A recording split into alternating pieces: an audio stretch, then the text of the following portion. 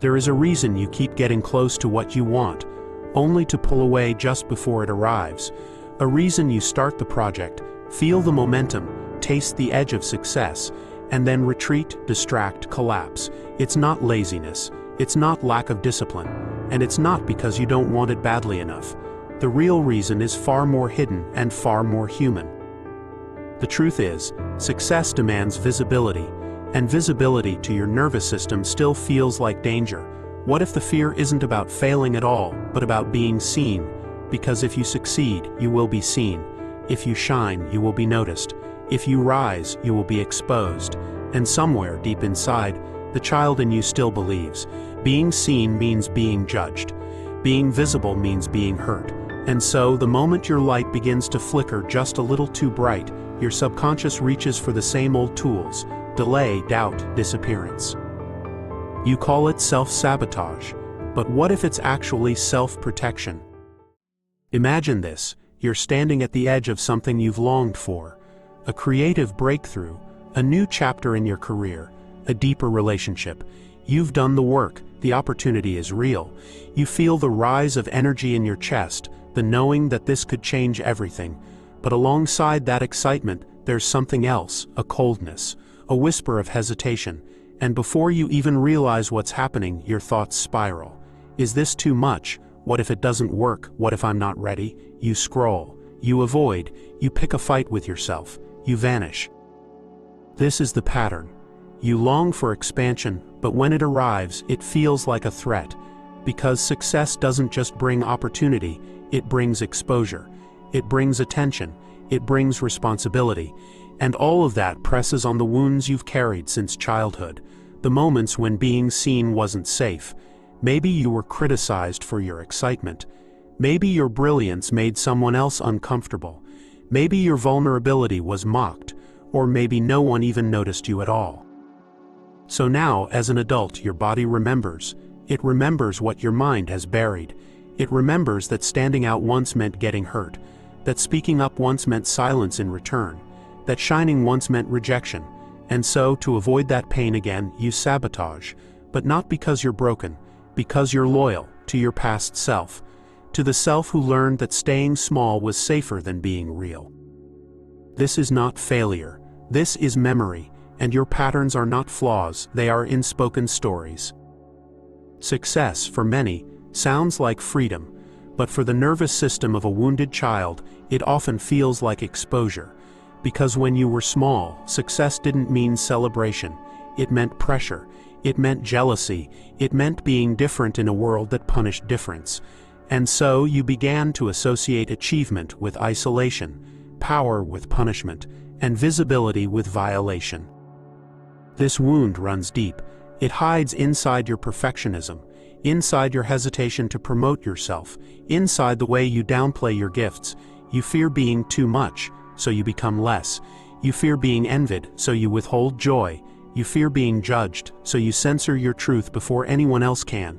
And yet, something inside you still wants to rise, still longs to be expressed, still believes in your own potential.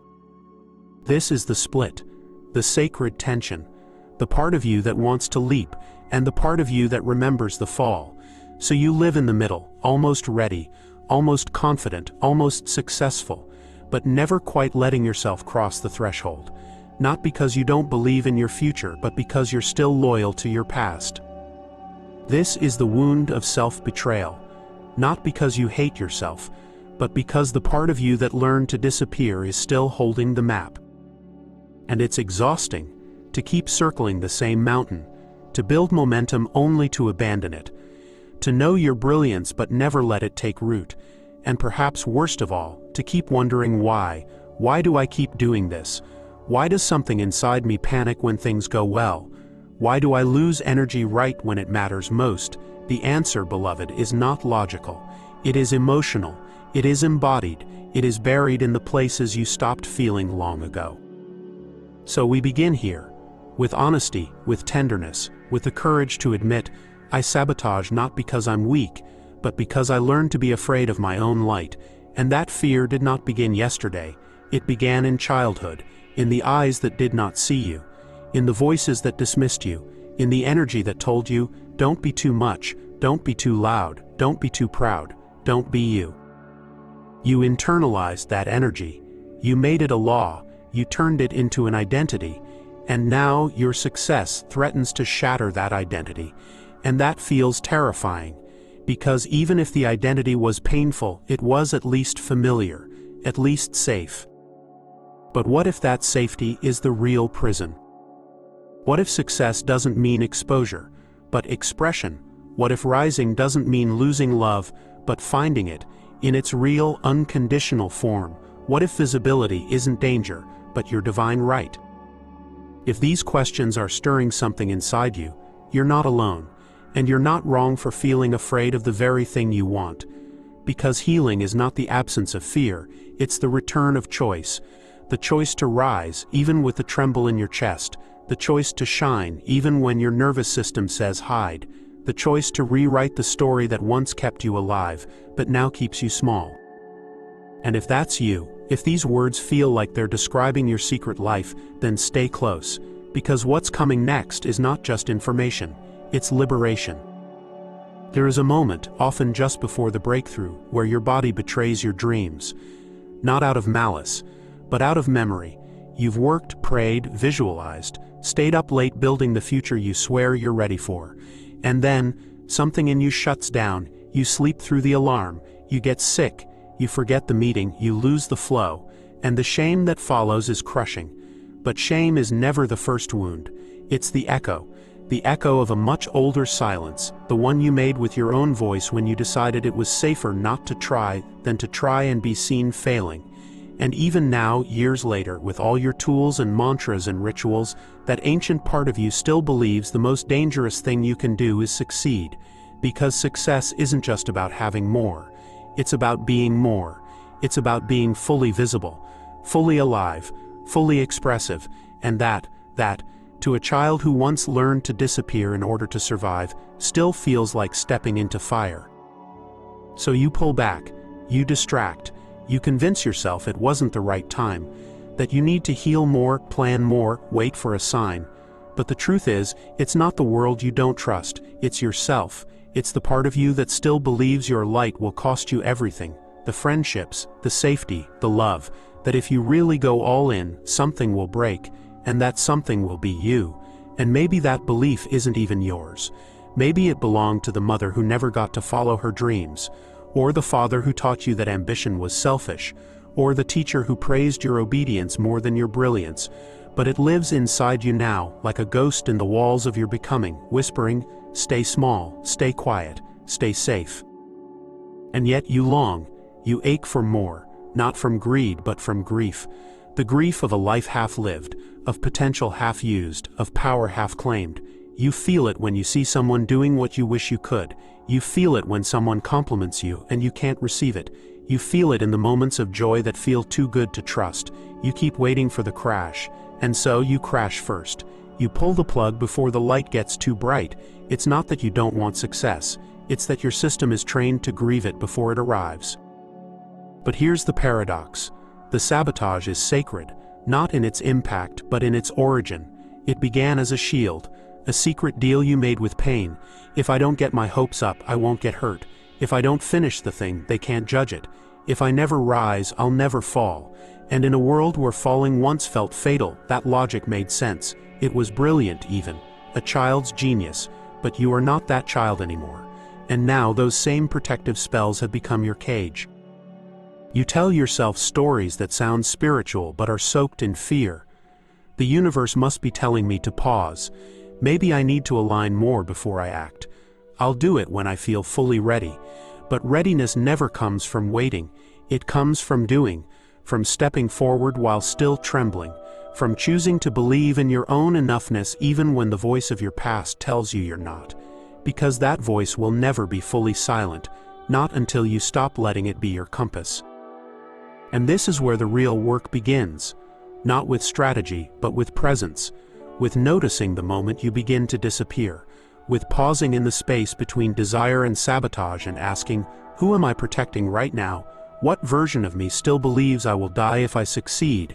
And then, instead of shaming that part, you sit with them. You hold them.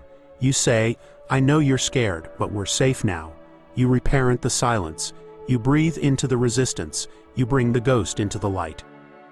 Because the light isn't the enemy. It's the return.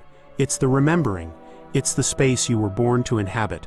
You came here to shine, not perform, not prove, but shine, naturally, effortlessly, boldly. But that shine can't return until the part of you that fears it is no longer in charge. That part doesn't need to be exiled. It needs to be loved, witnessed, integrated. So that when success arrives, you can receive it, not with panic, but with presence. Not with collapse, but with curiosity. Not with sabotage, but with sovereignty. There will always be reasons to stay small. There will always be voices that echo the past. But you get to choose which ones you believe. You get to decide who sits at the table of your future. You get to let the child who hid become the artist who speaks, the dreamer who builds, the leader who no longer whispers. And if something in you is cracking open right now, if these words feel like a mirror held gently to your soul, then let yourself stay here. Don't rush to integrate. Don't rush to fix. Just stay. Let yourself feel the ache of all the times you left yourself behind, and let it become fuel. Let it become prayer. Let it become the beginning of a new pattern. Because you don't need to earn your worth through doing. You don't need to prove your value by achieving. You are allowed to succeed and be safe. You are allowed to rise and be loved. You are allowed to be visible and held. The old rules no longer apply, and the system that told you otherwise was never aligned with your truth. You were made for more, but not from emptiness, from fullness, from remembering, from reclaiming. There is a deeper intelligence behind your self-sabotage, one that even you have not been taught to respect. Because for most of your life, the voice inside that hesitates, delays, procrastinates, avoids, has been treated like a problem, something to be eradicated, a flaw to be overcome. But what if that voice wasn't an enemy at all? What if it was a guardian, a very old one? A voice born not in failure, but in loyalty to your own survival. Because the first time you reached for something beautiful and were punished for it, that voice took root. The first time you showed yourself and felt ashamed. The first time you spoke truth and were met with silence. In those moments, your psyche made a decision far more sacred than you realize. I will protect you by holding you back. And now, decades later, that part of you still holds the keys, still stands at the threshold between your desire and your action, whispering, "Are you sure? Is it safe now? Will we be hurt again?" You call it resistance, but it's actually devotion. The part of you that delays isn't trying to ruin your life. It's trying to save your younger self from reliving what she barely survived the first time. That's not dysfunction, that's love. But that love is outdated. It was based on a past that no longer exists. And unless you update the emotional contract you made with your own safety, the past will keep recreating itself in the form of stuckness. You can't affirm your way out of a nervous system that still believes visibility is violence. You have to sit with it, decode it, honor it, invite it to evolve. You have to look at the part of you that wants to quit and say, "I know why you're afraid. I know you're trying to help me, but I am not that child anymore. We're not there anymore. It's safe to grow now." And that shift doesn't happen all at once. It happens in quiet moments, in the pause before the scroll, in the breath before you hit publish, in the decision to show up even when you're trembling, in the sacred moment you choose to stay when everything in you wants to vanish. That's not weakness. That's healing. That's the rewiring of lifetimes of belief that said, "I must stay small to stay safe," and every time you choose differently, the spell begins to break. There's a reason the saboteur lives in your subconscious, because when it first emerged, you were too young to explain it, too afraid to speak it, too overwhelmed to feel it fully. So it sank, it buried itself inside your behaviors, and it became the rhythm of your life. You built relationships around it, careers around it, even spiritual practices around it. And now it feels like part of your personality, but it's not who you are. It's who you became to survive, and there is a massive difference between what is true and what is trained. And here's what's true. Your fear of success is not irrational. It's intimate. It knows exactly what it's protecting you from, because it once watched you break. But here's what else is true. You're no longer breakable in the same way. You have resources, you have tools, you have sovereignty. You have the ability to witness yourself in real time and say, I see you, and I choose differently. That is alchemy, not the kind that looks good on paper, but the kind that changes everything. Because the moment you stop trying to kill the saboteur and start trying to understand it, something powerful happens.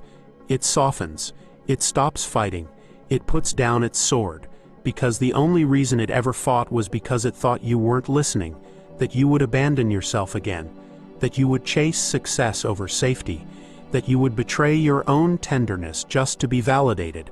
But now you're choosing differently. Now you are letting success and safety live in the same house. That is the reframe that changes everything. The realization that you do not have to sacrifice your nervous system to reach your potential, that visibility doesn't have to mean pain, that rising doesn't have to mean being alone, that impact doesn't have to mean invasion. You get to define what it looks like to be powerful. You get to decide how you hold your light. You get to design a reality where your softness and your strength coexist. And this is where we must pause. For a truth so many miss, sabotage is not a pattern of failure. It's a pattern of misaligned protection.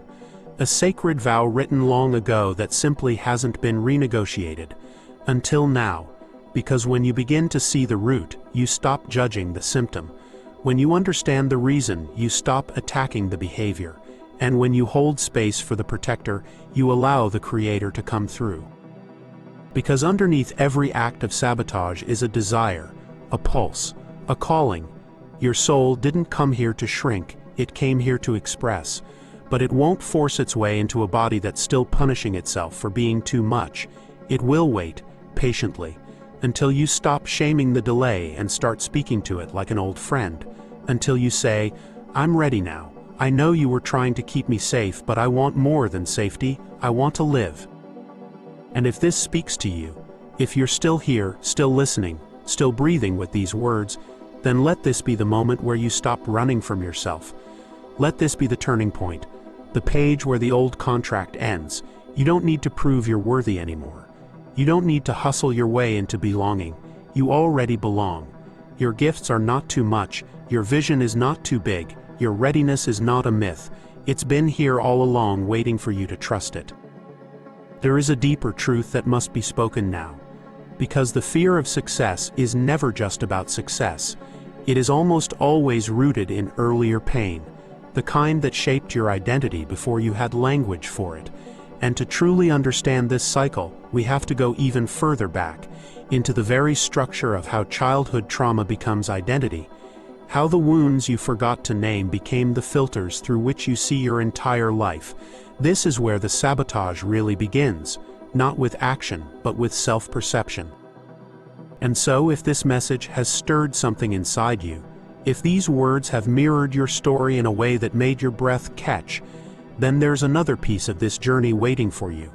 I've created a full video that dives into exactly this, the childhood root system behind your adult patterns. And it's not just information, it's a mirror. You'll find the link to that video in the description below. If this one was about how sabotage works, that one will show you why it was written into your nervous system in the first place. But for now, pause. Don't run to the next thing. Sit in this moment. Let your body receive the truth.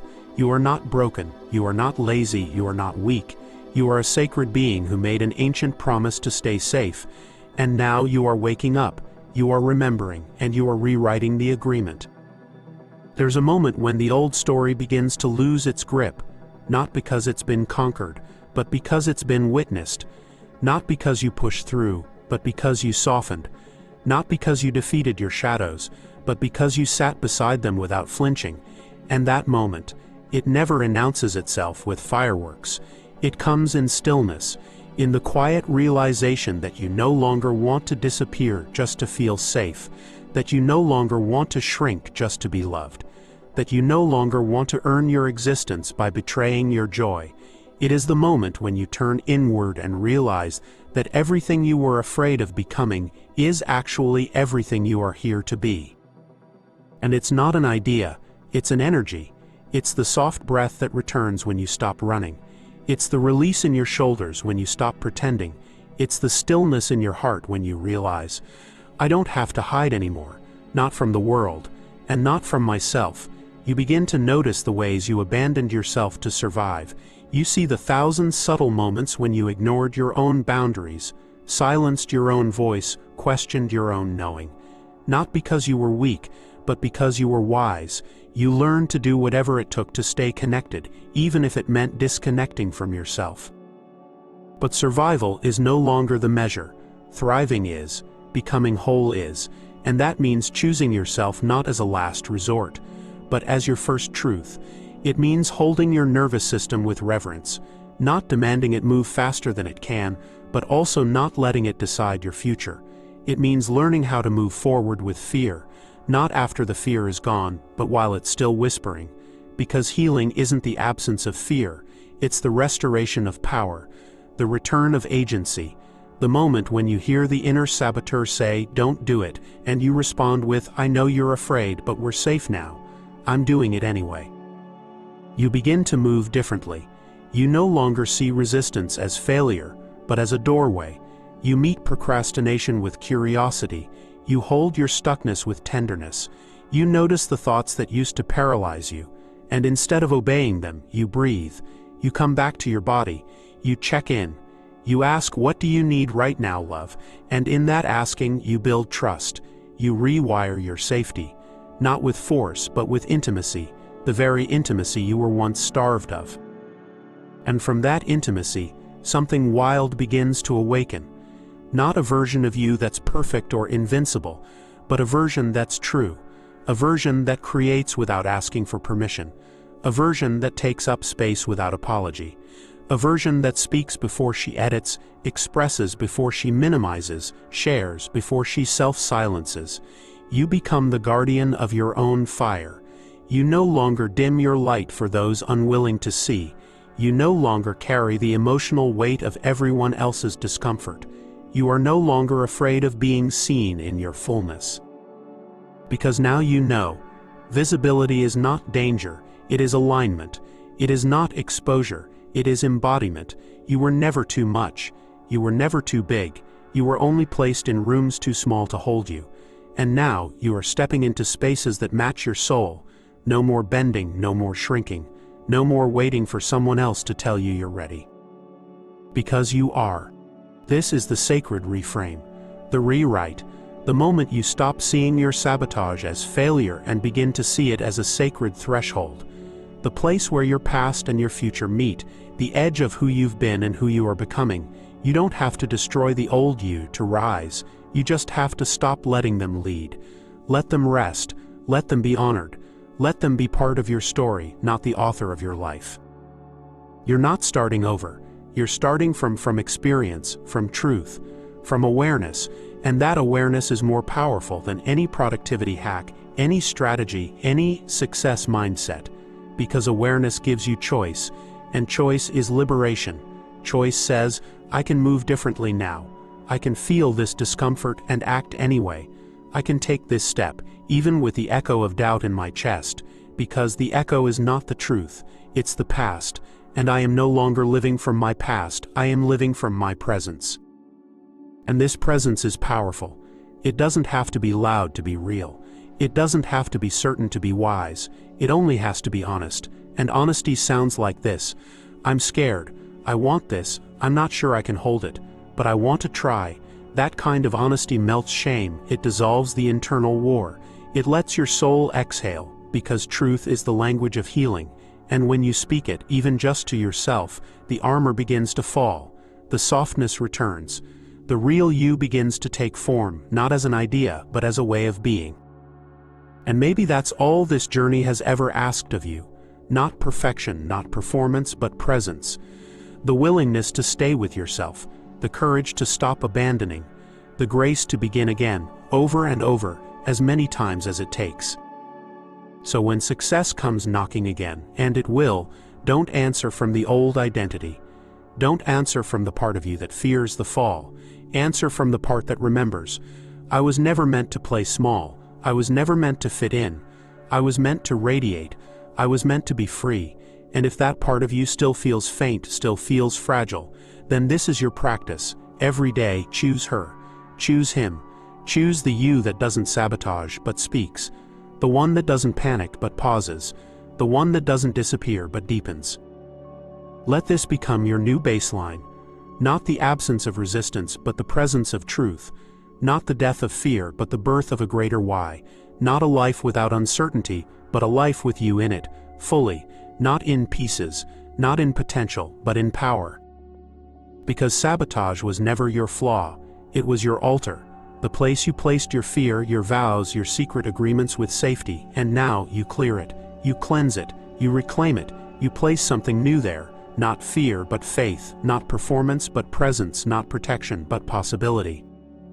You place your hand on your heart and whisper, I'm allowed to succeed. I'm allowed to be seen. I'm allowed to have this. And I don't have to disappear to be loved. Not anymore. You do not need another plan. You do not need another affirmation. You do not need to stand in front of the mirror and convince yourself to be confident. You are not broken, and this is not a project. What you need is space. Space to breathe, space to unravel, space to no longer carry the shame of needing time, space to move without urgency, to bloom without force. What you need is the permission to take up your full form, not the one you squeezed yourself into to survive, but the one you were always meant to inhabit. The one that doesn't ask for approval before speaking. The one that doesn't ask for permission before arriving. And maybe this whole time, the sabotage wasn't the problem, it was the symptom. A symptom of the deep fracture between who you are and who you were taught to be. A consequence of living a life too small for your soul. Every time you walked into a room and read the energy before you read yourself, every time you bit your tongue, smiled too long, or edited your truth before it had the chance to exist, every time you waited for a sign that never came because the sign was you, breathing, wanting, waking up with a dream that refused to die quietly, that dream was never too much, it was the first language your soul ever spoke. So let yourself speak it now. Let yourself not need to be humble in the way that makes you invisible. Let yourself not confuse safety with suppression. Let yourself not wait another decade to be ready. Because ready is a lie you were fed to delay your becoming. You are not behind. You are not late. You are not lost. You are exactly where your truth can find you, because you've slowed down enough to feel it. And in this stillness, you'll start to hear something else. A frequency that had been drowned out by noise and fear and comparison and trying. A voice so ancient it feels like a reunion, not a voice outside you, the voice within, the one who never forgot, the one who knew before you had language, the one who stayed silent only because she was waiting for you to come back, not to perform for her, not to fix her, just to sit beside her and say, I see you now, and I'm not leaving this time. This is the true end of sabotage. Not when the fear disappears, but when the self returns. Not when you become fearless, but when you become whole. Wholeness doesn't mean you never doubt again. It means your doubt no longer decides. Wholeness doesn't mean you never fall. It means you no longer make your home in the fall. Wholeness doesn't mean you never sabotage. It means you recognize the pattern, smile gently at the child who made it, and say, we don't have to do it that way anymore. You are no longer here to rehearse your pain. You are here to reclaim your presence. You are here to embody your potential, not through striving, but through surrender. And in that surrender, you stop building your life on reaction and start building it on resonance. You stop fighting to prove yourself, and you begin simply showing up as yourself. And the people, places, and possibilities that couldn't find you before, because you were behind a mask, begin to appear. Not because you manifested them with perfect intention, but because you finally became visible to them by being visible to yourself.